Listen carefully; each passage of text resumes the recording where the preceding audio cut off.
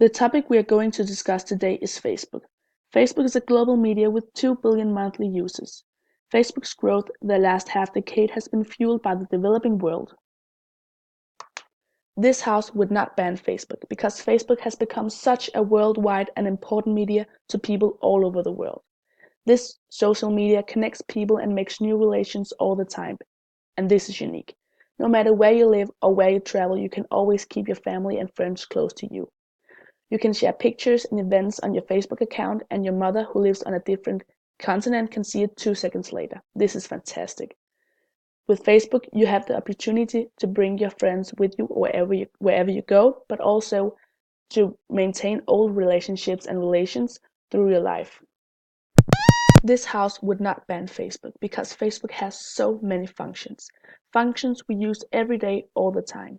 Functions as Messenger has 1.2 billion users. Facebook also reminds you your best friend's birthday and save good old memories. All these functions are now a big part of our life and makes our weekday so much easier. All these functions are very good and very useful, but most important, Facebook creates the sense of community. Facebook is important for many reasons: relations, function, family and friends. It is a platform which reaches so many people. Facebook is an important and necessary media, and we can't live without it. Facebook is not only a social media, it's a rallying point for people all over the world, no matter skin color or nationality. It connects people and makes the world united.